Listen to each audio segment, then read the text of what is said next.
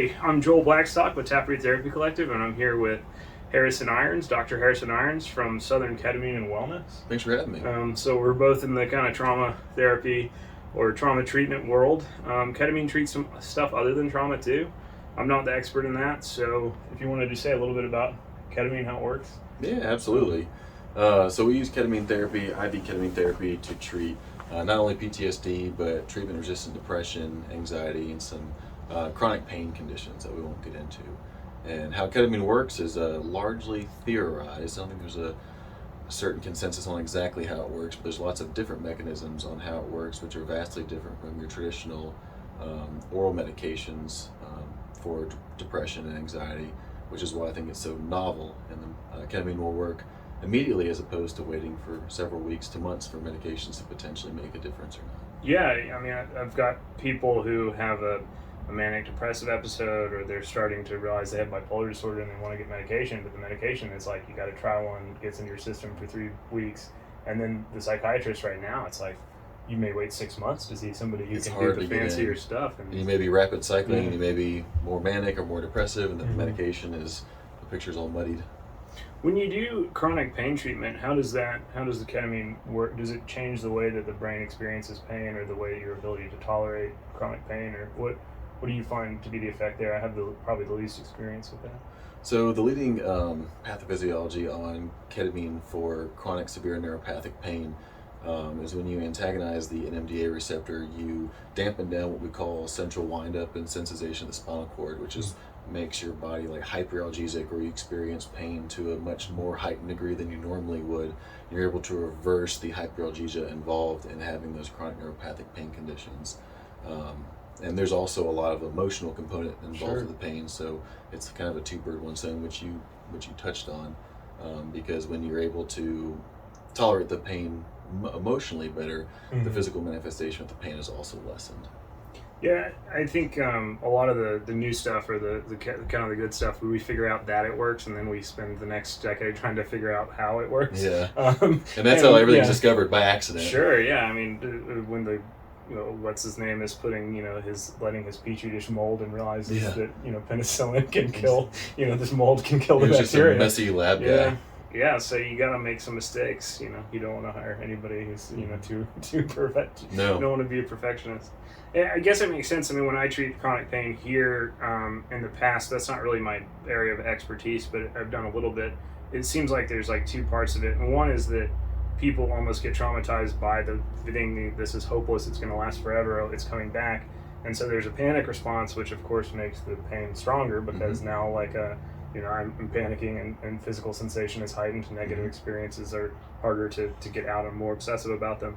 But then also that stored trauma from PTSD and things is the subcortical brain is under consciousness. It's the body brain, and a lot of that stuff has a strong somatic association. And so the tension in my back and the way that I felt when you treat that, then the pain condition is less, even with chronic medical conditions that I can't fix.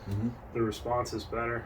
Can you maybe walk us through like what the experience of ketamine is like? I mean, there's people that we've referred who've told me about it. I've talked to you a little bit about it. We do a lot of brain spotting, EMDR, somatic therapy, meditation here, but it seems like, or my experience is like that the patients who have a dopamine disorder that's just making it too hard to even do talk therapy. The depression is too hopeless, or they're cycling too quickly, and that we're not quite able to get brain spotting or something to take, seem to have a strong benefit from the ketamine. Would you?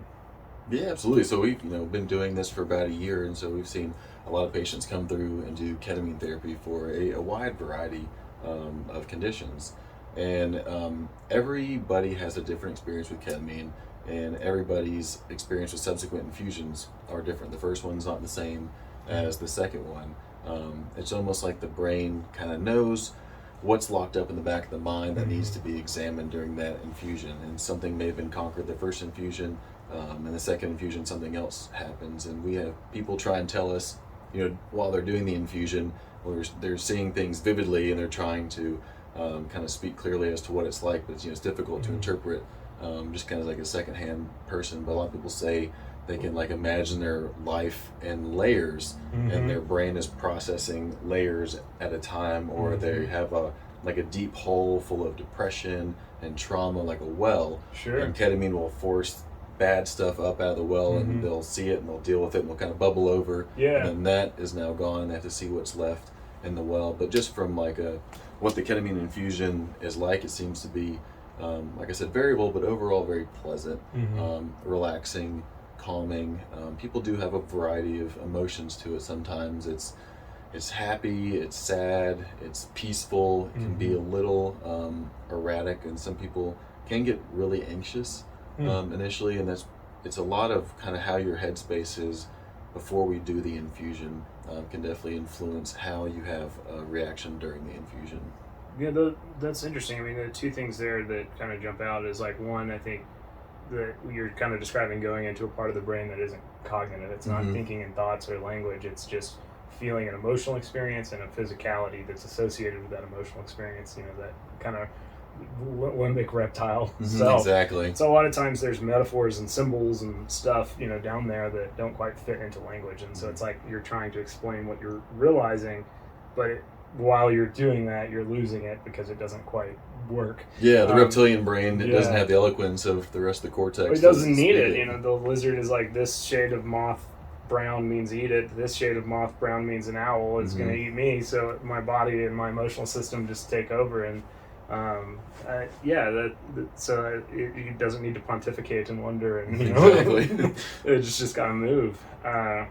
But yeah, the experience of there being layers to trauma, I think that's one of the things that's interesting about trauma treatment is it's like we come in with the symptom here, but you're realizing how deep this feeling goes.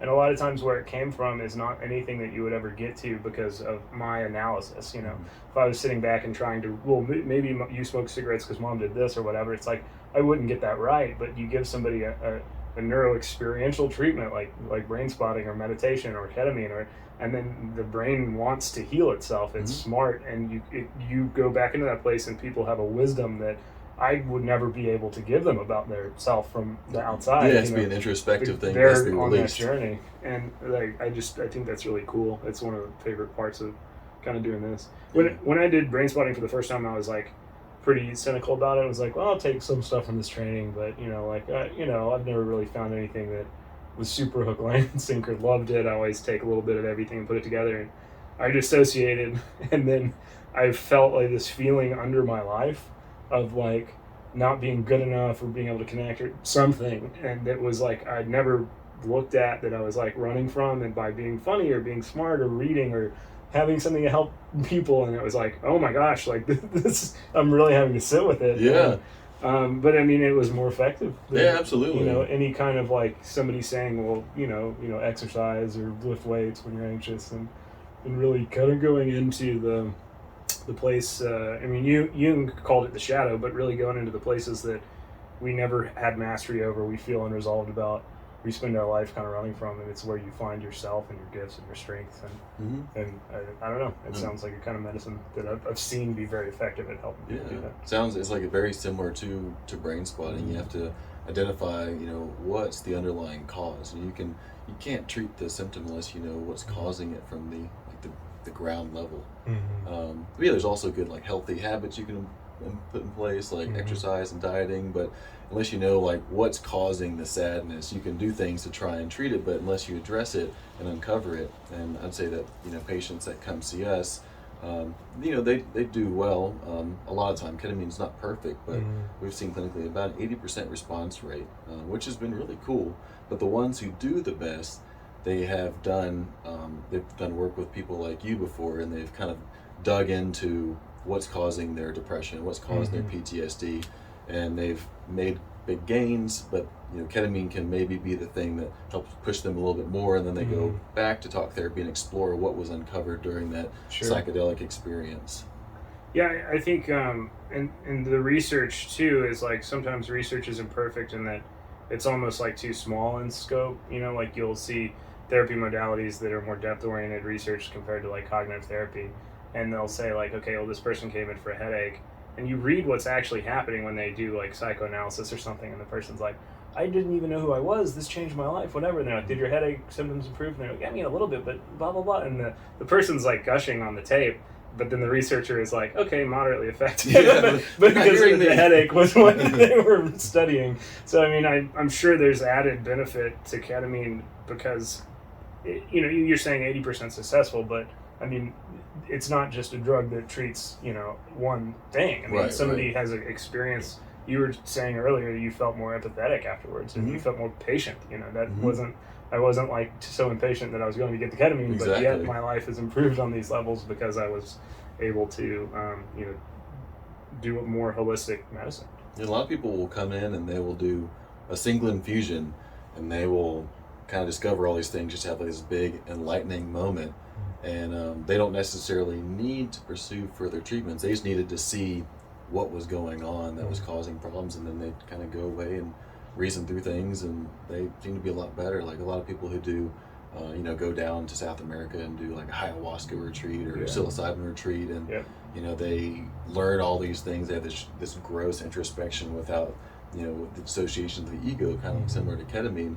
And they can see like, oh wow, like you were saying, like there's this something that's down there that's kind of triggering things, and once you can see it, you know how to really actually face it and deal with it. Sure. I don't know, it seems like that's an important thing to do too, because we only get one life. If you can really know who you are and really grow into, I'm the only one that can run this experiment of becoming whatever I'm supposed to become, and you can avoid it for a long time or kind of get distracted, and it seems like the good medicine is something that is helping you do that, not just for one symptom, but in a more kind of holistic and integrated way.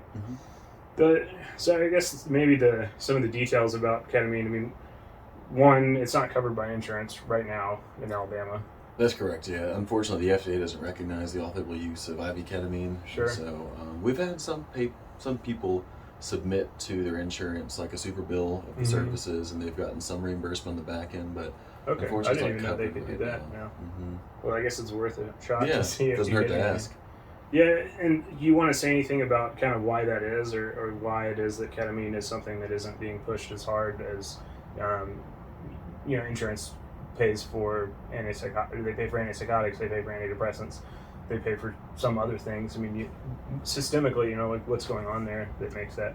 I think it's a little too new right now, and the FDA has a very, very rigorous approval process. Typically, things that are approved in like Europe and Australia are on the market for like 10 or 15 years before our FDA has approved it. And I can also get into like, the wealth of pharmaceutical companies and the is it pockets patentable, that they right? have. I mean, we research things that somebody owns a patent on. Exactly. Something like N-acetylcysteine, that's just an amino acid that if you drink too much or you take too much Tylenol overdose for suicide attempt, you get NAC at the hospital. But that's very helpful for cholesterol. It's very helpful for liver enzymes. It's helpful for a lot of things, but there's not a lot of research in it, except for a couple countries. I mean, Switzerland, Germany tend to research non-patentable medications, but here it's all, if somebody has a patent, they pay for research. If they don't, then nobody knows that it works. Yeah, and ketamine's old. The drug was discovered in the 60s, patented in the 70s for, anesthetic use in the operating room. And then, so this is a whole off-label use of it, which we use off-label uses all the time for different medications, but there's no money to be had in it because, like you said, it can't be patented. It's in the common domain, or is that the word for it when it's an older drug? I think so. It's like, it's just a generic form now, but they did patent Spravato. That's the intranasal ketamine because every molecule has two isomers. There's like a left and a right isomer, and it's just the left side enantiomer of ketamine, so they can patent that because it's something that's specific and new. Prilosec is too? It's like just the one racmer of the same proton pump. Yeah, that's what they do, is they change the isomer and they repatent it. The body doesn't know the difference. It's just that the molecule is at a 45-degree angle instead of, but it is exactly, the patent law allows that to be a new drug. So all of a sudden there's money put into it. Yeah, every 5 years or whenever the time limit runs out, they'll tweak it, then they'll repatent it so they can make sure that they can keep charging, for the non-generic kind of the drug. But yeah, that's the problem, is that, there's no insurance coverage right now, and Spravato is not well covered at all in this state, even though it does have, the patent. Do you see a huge difference in the way IV ketamine works versus the way Spravato or something like that works when you're treating trauma or treating chronic pain? Spravato, it seems to be, it only comes in 2 doses, so you can't really titrate in the dose. it's definitely not the gold standard of administration where you give it in the vein. You have to give it to the nose, and then it kind of just disseminate there. Would different people uptake a different amount of the medication through the nasal cavity, or is it pretty consistent? It's consistent in how the body absorbs it through the intranasal pathway, but the coefficient is still less than giving in an IV. Like you can eat something, but you have first pass metabolism in the liver, and so the half-life that you get in your plasma is just not as predictable. I mean, IV is a pretty consistent experience. Very consistent experience. Yeah. We used to work with schizophrenia before I had taproot and did therapy, and did private practice therapy, and we had a lot of med school students that would like come through the thing, and we would like them working with that. It was like the mental health part of the, and generally that was more interesting than just being in the ER to do psych. So, but I always talk about the way that like we need antidepressants, we need more antipsychotics, and we need more antibiotics. But that's a risk that a pharmaceutical company doesn't want to take, because you have to go out and play with this whole new thing and then spend $1 million or millions of dollars, and then maybe you don't even discover the drug. So we have all these conditions that we can't manage that in the case of something like antibiotics are getting worse. We have all these super germs that we can't kill. So much and no one will spend money to make the drug, whereas like a statin is pretty easy to make because it's just a sugar molecule and you played with it a little bit. Now it's different enough to patent, but really all of the statins are the same. Like there's not any benefit, but before it goes into the generic, you can kind of fudge research a little bit and say, well, this one's slightly better for your liver, and then you make all of this money, and everybody with insurance, is sitting in front of the TV watching the commercial to getting the drug, and everyone's on it, and everyone eats the same, diet that's not great. Yeah. And so it's just this gold mine, even though, like, what are there, like, 10 of them now? I mean, we really don't need them, and they're still researching more and more. And we do have a lot of heart disease in this country for the obvious lifestyle reasons, but there's a lot of mental health that's been kind of stigmatized until recently. I feel like it's melting away a little bit more. It's being addressed and awareness is being raised, but hopefully that'll be the catalyst to get more research. Well, the interest is there, and I think especially the younger generation that we're kind of gearing our practice to trying to engage and help, they don't have the same hang-ups about admitting that there's an unconscious or starting to try and go to therapy. I mean, what attitude is different. But the economics of it are almost worse. I mean, therapy is more expensive. It's harder to get insurance to pay for it. The interest in trauma drugs and medicine, at least I haven't seen it change that much. No, it hasn't changed much at all. There's, very little that's evolved with that, unfortunately, as of late. Well, so, I mean, is there anything that we don't hit on? Or it seems like a good overview. I guess maybe people are curious if I am a patient and I've been in therapy and I feel like this conversation's made me want to be interested in getting ketamine, what am I looking at? What do I do? Like, Southern Ketamine and Wellness is the name of the Yeah, you can Google us, check us out. You got a website that is easy to say? I think it's easy enough. Yeah, okay. It's just southernketamine.com. Southernketamine.com. Okay. You can Google us, and there's a place to do your own research. We try and link a lot of articles. We've got a blog, a lot of frequently asked questions, and then there's a place just to submit information for more information. We can contact you and kind of discuss what to expect. Okay. Ketamine is like we say, it's not covered by insurance. It's not the most affordable thing in the world right now, unfortunately. Each infusion is $375. The literature that we have is not super vast.